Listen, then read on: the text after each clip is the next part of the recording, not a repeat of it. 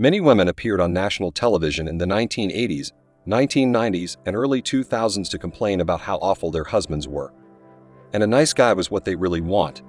Additionally, it was essentially an effort to socially engineer many men in Generation X, including me, into being nice guys. Many of us men were too young back then to understand what a shit test was.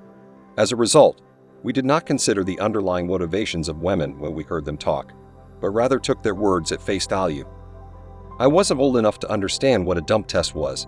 Nevertheless, I managed to pass it unconsciously because at that young age, I made the decision not to develop into a nice guy, but rather to pay attention to my physical appearance.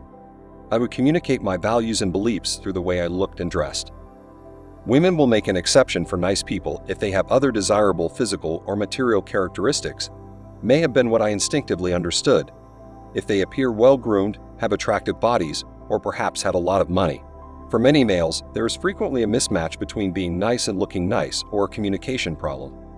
The majority of men appear to interpret the word nice as referring to their own behavior rather than their own appearance. In high school, I concentrated more on my outside appearance than on my inner self. My behavior would frequently draw criticism from both men and women. But at the end of the day, I would still attract women, as opposed to the guys with nice mindsets, but unimpressive physical attributes who frequently remain single forever. A lady who is overweight and has a poor personality is on par with an average-looking man who has a fantastic personality. The effort required for a man to look average is not particularly high. In today's society, 80% of males appear average, but I bet it takes the majority of a man's day to work out, dress nicely, and earn the money necessary to look better than average. Putting his energies into things in the physical world also causes him to suffer in his inner mental life. A man won't be able to attain that balance unless he can meticulously plan his day to devote his limited energy to both his appearance and personality.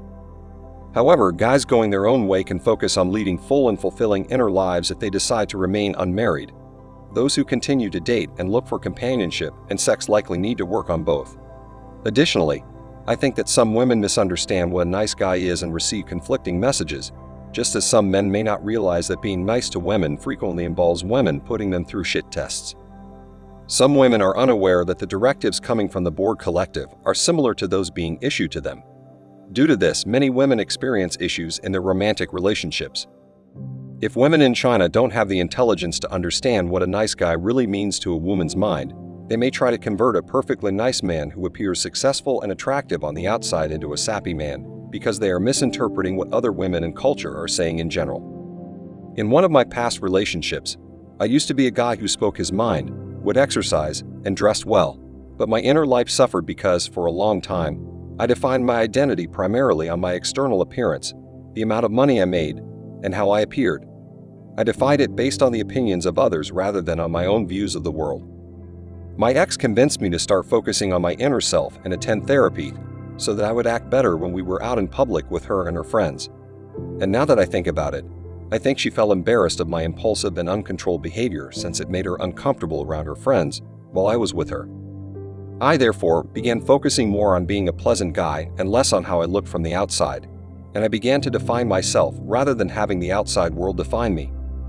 I stopped bragging about myself, became more reserved, and gave up exercising and dressing up. I began concentrating on issues I had no idea I had and trying to address those instead. Meanwhile, that's causing brand new issues that I wasn't even aware of. I lost interest in upholding my previous principles and altered myself to please my partner. I consented to her training me to be a nice and considerate guy in the mistaken belief that she would value those traits and be drawn to me more. Instead, I noticed that everything was sliding apart, which had the opposite effect. She was first drawn to the virtues I had, but they were essentially replaced by traits that made her feel bad about me. You can start believing your own rubbish and turn it into something genuine by exaggerating your masculinity, which increases your ego, self-confidence, and women's attraction to you.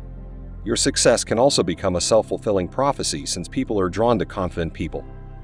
When you talk highly of yourself, it can backfire if you're too old or if you're surrounded by people who think of you as a dictator. However, you can generally do whatever you want as long as you behave independently and don't harm anyone else. Sometimes we have to put on an act and deceive ourselves into thinking that our crap doesn't stink as males trying to navigate this genocentric environment.